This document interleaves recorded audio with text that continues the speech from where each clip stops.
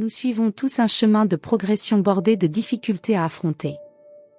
La cartomancie est un art divinatoire qui permet d'apporter des réponses sur une évolution possible. Un devenir dans la vie d'une personne à un certain moment. L'objectif étant pour chacun de mieux comprendre, accepter ou anticiper les événements à venir. Mais gardons à l'esprit que nous avons tous notre libre arbitre sur notre avenir. Il est donc possible de faire mentir les cartes lorsqu'une réponse nous semble inappropriée. Cependant, en interagissant ainsi, nous nous créons d'autres contraintes. Celles-ci seront alors proches ou éloignées, en lien ou pas avec l'événement en question. Nous modifions alors ce chemin que nous avions au préalable par nos actions ou inactions prédestinées. Mais les cartes disent-elles toujours la vérité? Par principe, oui. Elles répondent à une question posée. D'où l'importance d'une question précise, claire et univoque. C'est pourquoi, modifier une question peut parfois engendrer une réponse différente. La cartomancie ne doit pas être un outil de curiosité, d'espionnage, de manipulation ou de délation. Notamment à l'égard d'une tierce personne qui n'aurait aucune incidence dangereuse pour notre avenir.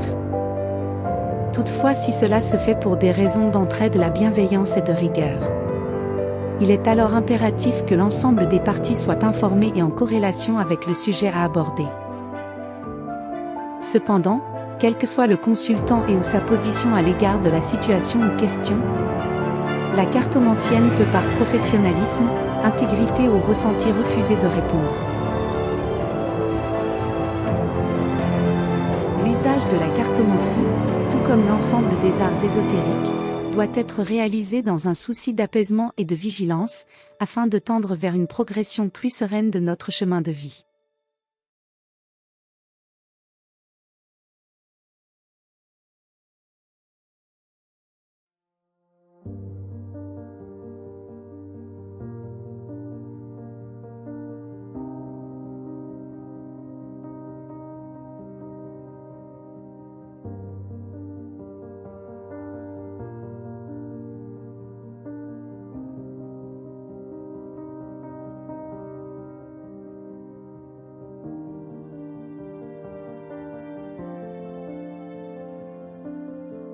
Après m'avoir envoyé par mail vos noms, prénoms, date de naissance et photos support pour la médiumnité, j'effectue plusieurs tirages.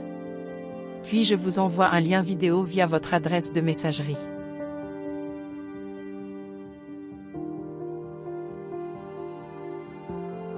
Lors d'une séance, différentes informations vous sont apportées. Certaines concernent votre présent, d'autres votre futur, parfois votre passé. Le temps en spiritualité et voyance n'existe pas. C'est donc à vous de faire la corrélation entre tous les messages donnés sans toutefois tendre vers ce principe de manière obsessionnelle. Après une consultation, il est important de reprendre le cours de votre vie. Le moment venu, vous ferez le rapprochement. Gardez votre libre arbitre.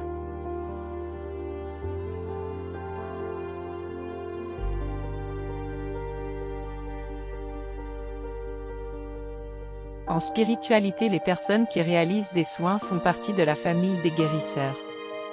Il existe différentes façons de réaliser un soin. Le magnétisme et ou les supports manuscrits. Le point commun étant l'énergétique spirit et le taux vibratoire. Attention, le recours à un soin ne dispense en aucun cas une consultation auprès d'un médecin et le suivi des prescriptions. Il reste complémentaire et de confort. Un premier contact par mail est nécessaire. Il me permet de déterminer si je suis en mesure de pouvoir intervenir. Je travaille uniquement à distance. Afin de visualiser votre pathologie, une photo vous sera demandée ainsi que vos noms, prénoms et date de naissance pour la réalisation de séances.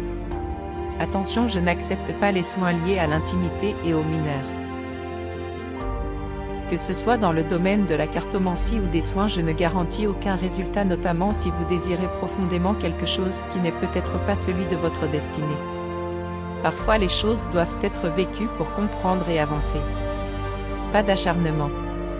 Attention, l'accès à la gratuité pour les abonnés nécessite un abonnement public sur la chaîne Info accessible uniquement à l'administrateur. Pour cela, il vous faut modifier vos paramètres de compte.